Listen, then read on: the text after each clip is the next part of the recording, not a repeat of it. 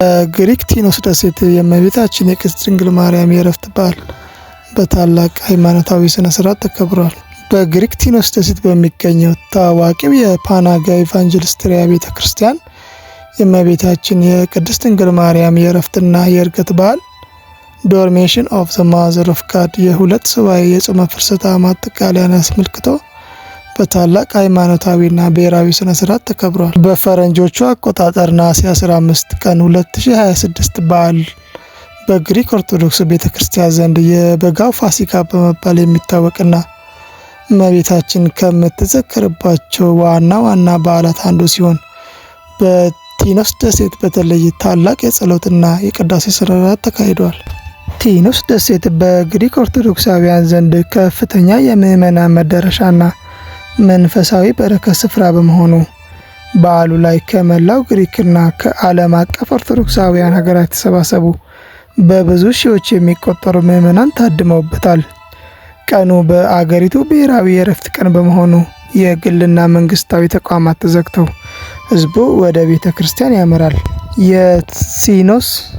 የቲኖስ ታምረኛዋ ስዕል አድኖ የበዓሉ ሃይማኖታዊ ማዕከል የሆነችው የፓናጊያ ኢቫንጀሊስትሪያ ቤተ ክርስቲያን በስፋት የምትታወቀው በውስጧ በሚገኘው ታምረኛዋ የእመቤታችን የቅድስት ድንግል ማርያም ስዕል አድኖ ነው።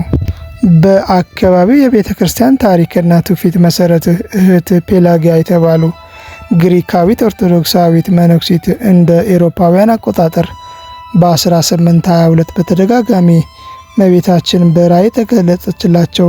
በኋላም ስዕሉ በመሬት ውስጥ እንደተቀበረ በመግለጽ ፍለጋው እንዲጀመር የመንፈሳዊ መሪነት ሚና ተወጥቷል። በዚህም መሰረት እንደ ኤሮፓውያን አቆጣጠር በጥር 30 1823 ዓ.ም የተደረገው ቁፋሮ ድንቅና ተአምራዊነት ያለው የእመቤታችን የቅድስት ድንግል ማርያም ስዕል አድኖ ሊገኝ ችሏል።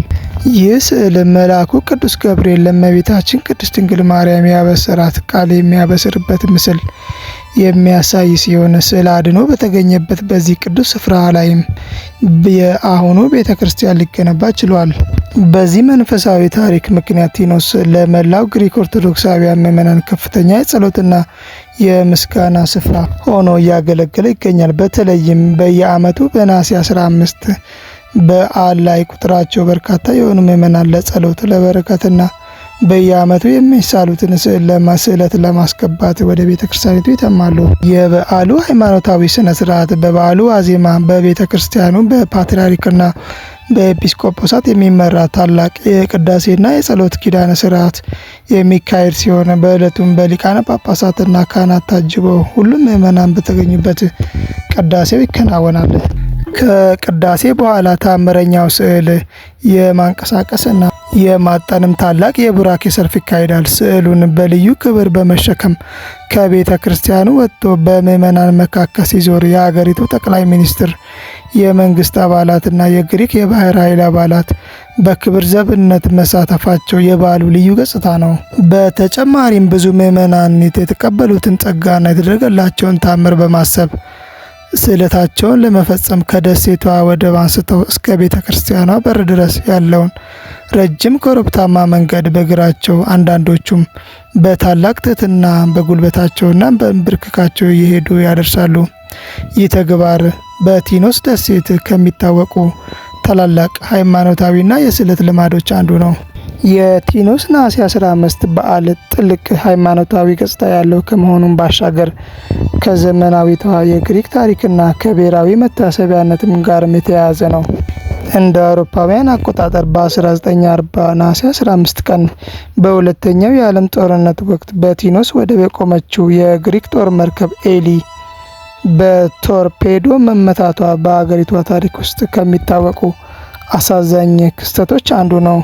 በመርከቡ ላይ የነበሩ የሰራዊቱ አባላት ሕይወታቸውን ማጣታቸው በየዓመቱም በቲኖስ በዓለ ዕለት የሚዘከር ታሪካዊና ብሔራዊ ክስተት ሆኗል። በዚህም ምክንያት ነሐሴ 15 በቲኖስ የሚከበረው በዓል መንፈሳዊ ሃይማኖታዊና የታሪክ እውነቶችንና የብሔራዊ ትውስታ አካላትን አስተሳስሮ የያዘ ታላቅ በዓል በመሆኑ በቅቷል። ዛሬም የፓናጊያ ኢቫንጀሊስትሪያ ቤተ ክርስቲያን በግሪክ ኦርቶዶክስ ዘንድ ከፍተኛ የጸሎትና የመንፈሳዊ በረከቶች መዳረሻ ሆና ትገኛለች። ቤተ ክርስቲያኑ በቅዱስ ስዕል መገኛ ዙሪያ ከተፈጸመው ታምራት፣ ከምዕመናን ጥልቅ ስዕለትነትና ከረዥም ዘመን የቆየ ሃይማኖታዊ ባህል ጋር ተያይዘው የመላው ግሪክ ኦርቶዶክስ ሕዝብ በታላቅ አክብሮት የሚያያቸው ቅዱሳን ስፍራዎች አንዷ ነው።